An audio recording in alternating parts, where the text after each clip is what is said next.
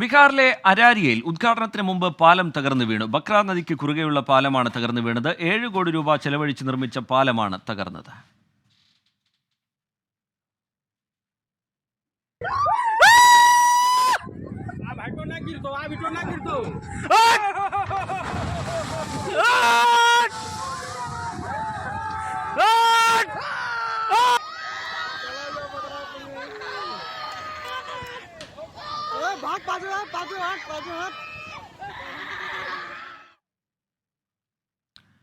ബൽറാം നെടുങ്ങാടി ചേരുന്നുണ്ട് വിവരങ്ങളുമായി. ബൽറാം, എന്താണ് ഇതുമായി ബന്ധപ്പെട്ട് ലഭ്യമാകുന്ന വിവരങ്ങൾ? ഇങ്ങനെ പാലം തകരാനുള്ള കാരണമെന്ത് എന്നത് സംബന്ധിച്ചുള്ള അന്വേഷണത്തിലേക്കൊക്കെ കടന്നിട്ടുണ്ടോ? ആളുകൾക്കൊന്നും പരിക്ക് പറ്റുന്ന നിലയിലേക്കൊന്നും കാര്യങ്ങൾ പോയിട്ടില്ല എന്ന് തോന്നുന്നു അല്ലേ ബൽറാം?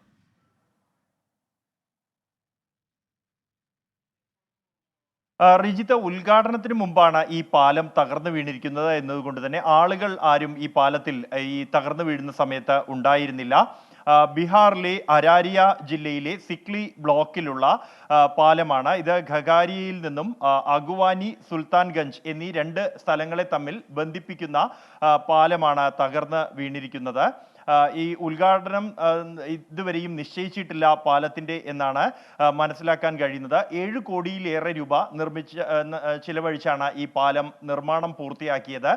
ഈ പാലത്തിന്റെ അപ്രോച്ച് റോഡുകളുടെ നിർമ്മാണം ഇപ്പോൾ പുരോഗമിച്ചുകൊണ്ടിരിക്കുകയാണ്. അതിനുശേഷം ഉദ്ഘാടനം നടത്താനായിരുന്നു ആലോചന ഉണ്ടായിരുന്നത്. അതിനിടെയാണ് ഈ പാലത്തിന്റെ ഒരു ഭാഗം, ഒരു സ്ലാബ് പൂർണ്ണമായും തകർന്ന് വെള്ളത്തിലേക്ക് വീഴുന്ന സാഹചര്യം ഉണ്ടായത്. ഇത്തരത്തിൽ പാലം തകരാൻ എന്ന തരത്തിലുള്ള ശക്തമായ ഒഴുക്കോ അല്ലെങ്കിൽ മറ്റെന്തെങ്കിലും പ്രകൃതി ദുരന്തങ്ങളോ ഈ പ്രദേശത്ത് ഉണ്ടായിരുന്നില്ല.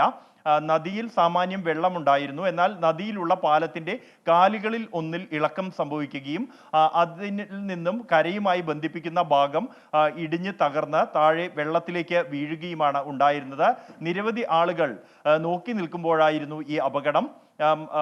എന്തായാലും ഒരു ഭാഗം പൂർണ്ണമായും തകർന്നിരിക്കുകയാണ്. നിർമ്മാണത്തിലെ പാളിച്ചകൾ തന്നെയാണ് ഇത്തരത്തിൽ ഒരു അപകടത്തിന് അല്ലെങ്കിൽ പാലം തകർന്നു വീഴാൻ ഇടയാക്കിയത് എന്ന് തന്നെയാണ് നാട്ടുകാർ പ്രതികരിക്കുന്നത്. ഇക്കാര്യത്തിൽ സർക്കാരിന്റെ ഭാഗത്തു നിന്നും ഔദ്യോഗികമായി യാതൊരു പ്രതികരണവും ഇതുവരെയും ഉണ്ടായിട്ടില്ല. ബീഹാറിൽ സമാനമായ തരത്തിൽ കഴിഞ്ഞ ഏപ്രിൽ മാസത്തിലും ഒരു പാലം ഉദ്ഘാടനത്തിന് മുമ്പായി തന്നെ തകർന്നു വീഴുന്ന സാഹചര്യം ഉണ്ടായിരുന്നു. എന്തായാലും ഇത് പ്രതിപക്ഷം സർക്കാരിനെതിരെ വലിയ ആയുധമാക്കാൻ തന്നെയാണ് സമൂഹ മാധ്യമങ്ങളിലൂടെ പ്രതിപക്ഷ പാർട്ടികൾ ഇതിനകം തന്നെ ഈ വിഷയത്തിൽ അഴിമതി നടന്നു എന്ന ആരോപണവുമായി രംഗത്തെത്തി കഴിഞ്ഞു. ശരി, ബൽറാം നെടുങ്ങാടി വിവരങ്ങൾ നൽകുകയായിരുന്നു ഡൽഹിയിൽ നിന്ന്.